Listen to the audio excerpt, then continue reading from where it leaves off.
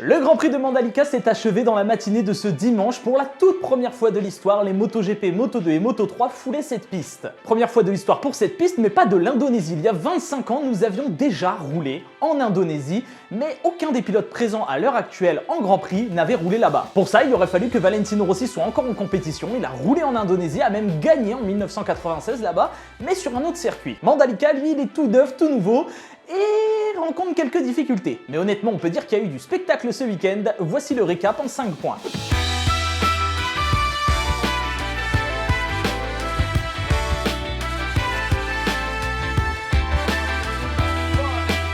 Depuis quelques années maintenant, il est indéniable que l'équipe Léopard en Moto3 est l'une, si ce n'est la meilleure de la catégorie. 2015 avec Danny Kent, 2017 avec Joan Mir, 2019 avec Lorenzo Dalla Porta, un titre tous les 2 ans en moyenne, c'est quand même un sacré palmarès. Surtout quand on connaît la concurrence en Moto3, le nombre de teams et de pilotes présents. Et même si le phénomène Pedro Acosta a pris le titre l'an passé, cassant au passage le rythme d'un titre tous les 2 ans pour Léopard, ils ont quand même fini vice-champion du monde avec Denis Foggia. Mais maintenant qu'Acosta n'est plus dans la catégorie, il est passé en Moto2, Denis Foggia a le champ libre pour totalement dominer cette catégorie normalement. Et il aura montré une nouvelle fois qu'un bon pilote sur une Léopard, c'est la porte ouverte à la victoire. Il lui aura fallu 3 tours pour prendre la tête de la course et s'échapper, devenant intouchable pour les autres. C'est d'ailleurs un petit peu le scénario type d'un pilote Léopard, s'échapper tout seul devant parce que la moto marche extrêmement bien. Ce qui est un petit peu contradictoire avec la catégorie puisqu'on voit que normalement, quand il n'y a pas les Léopards devant, c'est juste une course en paquet. Il y a juste ça, 18 pilotes ensemble. Mais les pilotes Léopards ont toujours eu cette facilité à s'échapper, se détacher du peloton pour aller gagner. Danny Kent l'a fait, Joan Mir l'a fait, Lorenzo Dalla Porta l'a fait,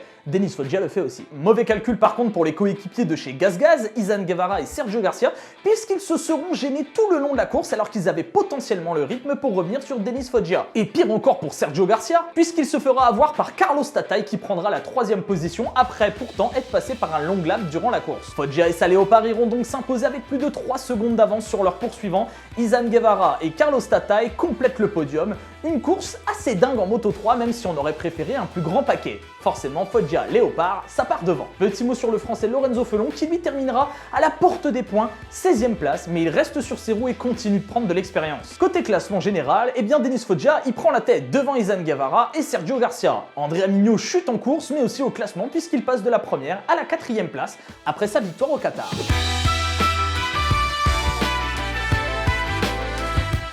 Pour le retour des Grands Prix en Indonésie, il aurait été vraiment génial qu'il y ait un pilote indonésien de présent. Malheureusement, il n'y en a pas. Et pourtant, on manque pas de nationalité en moto. Mais il y a quand même des pilotes qui viennent des pays frontaliers, pas très loin de l'Indonésie. Plus particulièrement de la Thaïlande. Comme un certain Somkhat Chantra, pilote thaïlandais de l'équipe Honda Asia en Moto2. Et autant le dire, personne ne misait sur Somkhat Chantra pour aller gagner cette course. S'illustrer, pourquoi pas, c'est un excellent pilote, mais gagner, ça me paraissait compliqué. D'autant que Somkhat Chantra, petit rappel que lui, il vient du CEV Moto3 à la base. Il est passé du CEV Moto3, championnat d'Espagne Moto3, au Mondial Moto2 directement. Et pourtant, il l'a fait. Il a gagné. Une course un peu particulière sur ce circuit de Mandalika puisqu'au vu des conditions météo et de la dégradation de la piste, la course Moto2 s'est vue amputée de 9 tours, passant de 25 à 16. Quelques gouttes de pluie viennent s'ajouter à ça, une chute de Jake Dixon qui pourtant dominait le week-end et un départ absolument incroyable de Somkhat Chantra. Voici le programme parfait pour qu'un Thaïlandais vienne remporter sa toute première victoire en Grand Prix. Et quitte à gagner et de battre des records, autant ne pas faire les choses à moitié. Parce qu'en plus de décrocher sa toute première victoire en championnat du monde, Somkhat Chantra est aussi le premier Thaïlandais à remporter une course de championnat du monde et donc presque à domicile. Mais aussi une victoire avec plus de 3 secondes d'avance. Derrière lui, un Celestino Vietti qui vient confirmer sa grande forme sur cette saison et Aron Canet qui se maintient sur ses roues pour s'offrir un nouveau podium. Contre-performance en revanche des pilotes Red Bull qui terminent 5e pour Fernandez et 9e pour Acosta avec un long lap pour ce dernier, un petit peu compliqué celle-ci. Le pilote de la VR46 Vietti accroît son avance au championnat avec désormais 9 points d'avance sur Aron Canet et 16 sur l'anglais Sam Lowe.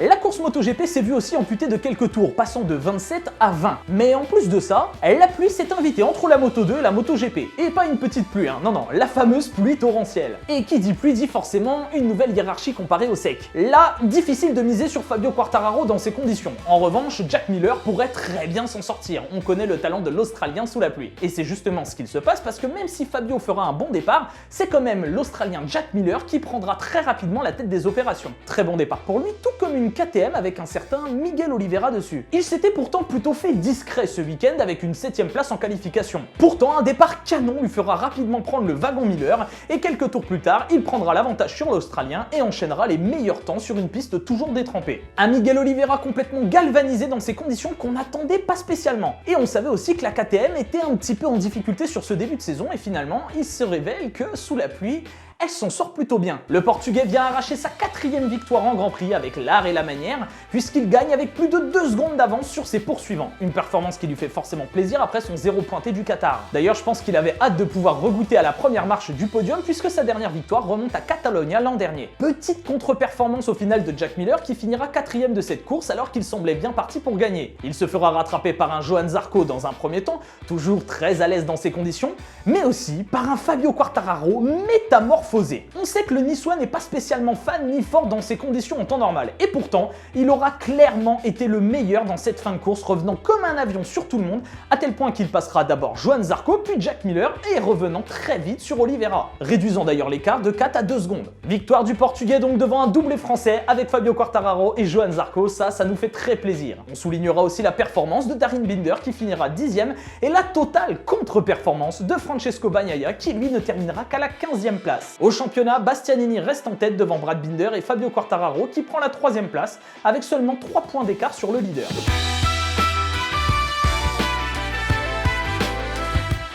Une piste qui se dégrade, des températures très élevées, des fortes pluies, des flaques d'eau, des cailloux qui volent partout, de la boue, des éclairs, des courses réduites et même décalées.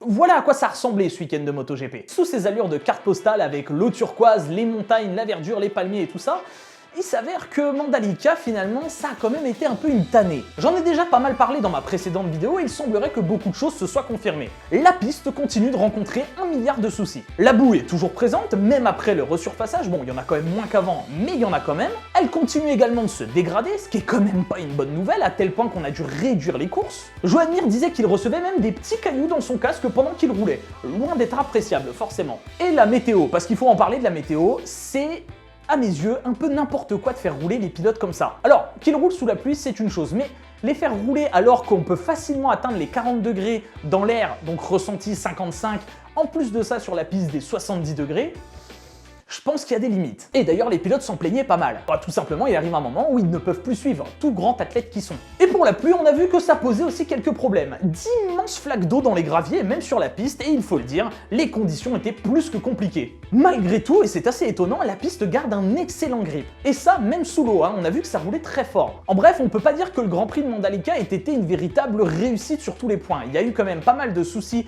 dont les pilotes se sont plaints pendant les essais, pendant les tests, et ces soucis-là, ils étaient encore présents. Comme je l'avais expliqué dans ma précédente vidéo, on peut bien entendu rajouter des tracés, en faire des nouveaux, etc.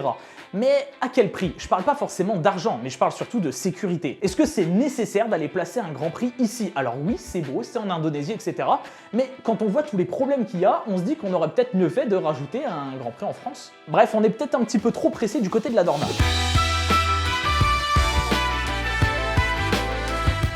Je pense que vous l'avez remarqué, mais il manquait quelqu'un sur cette course. Un certain Marc Marquez. Le pilote Honda n'a pas pris le départ de la course et on comprend bien pourquoi. Victime d'un énorme high side au warm-up, Marquez a atterri violemment sur la tête après une chute à plus de 180 km/h. Alors, il se relève, marche dans les graviers, mais on voit qu'il titube, ce qui est moyennement rassurant. Et pour preuve, il sera même évacué en hélicoptère pour aller faire des examens supplémentaires. Au final, traumatisme crânien, il doit rester en observation pendant 1 à 2 jours.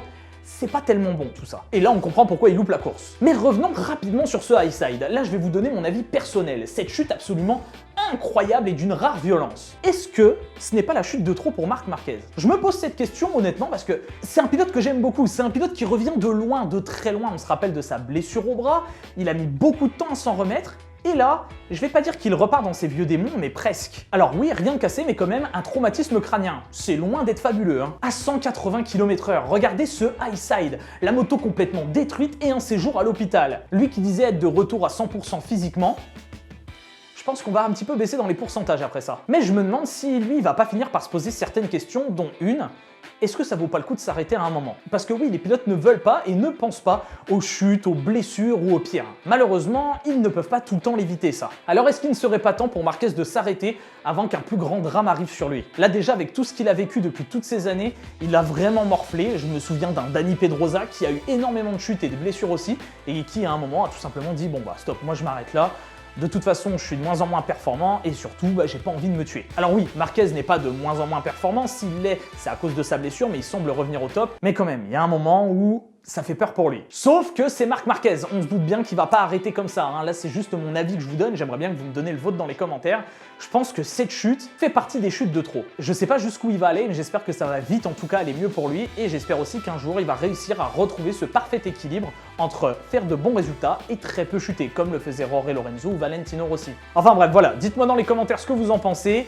J'avoue que je suis pas très serein à chaque fois quand je vois ce genre de chute pour Marc Marquez, je me dis quand même qu'il a pas mal mangé ces dernières années et que c'est pas le genre de chute inhabituelle chez lui. Celle-ci était ultra violente, on espère qu'il va vite être de retour. Merci d'avoir suivi cette vidéo, j'espère que ce format vous plaît toujours autant. La plupart des retours sur le premier épisode au Qatar étaient très bons. J'essaye de l'améliorer, j'essaye de trouver des choses, j'essaye de l'alimenter d'une autre façon et je lui ai toujours pas trouvé de nom. Encore une fois, je l'ai dit dans les commentaires, mais je vais le dire aussi en vidéo, ce format est clairement inspiré de ce que fait Despiello, le Fast Five, mais aussi de ce que je faisais avant sur les récaps des news en 5 points. Donc voilà, il n'y a pas de souci là-dessus, je l'admets volontiers, Despiello est un ami et je m'inspire de ce qu'il fait parce que c'est une grande source d'inspiration pour moi. Merci d'avoir suivi cet épisode, en tout cas j'espère qu'il vous a plu. Si c'est le cas, pensez à liker, commenter et partager. N'oubliez pas de vous abonner, de cliquer sur la petite cloche si ce n'est pas déjà fait. Quant à moi, je vous laisse, merci d'avoir suivi cette vidéo. On se retrouve pour le prochain Grand Prix qui sera l'Argentine ou Austin, un des deux en tout cas. Je vous souhaite de passer une agréable semaine, on se retrouve très bientôt pour une prochaine vidéo. D'ici là, portez-vous bien, prenez soin de vous et vive à tous.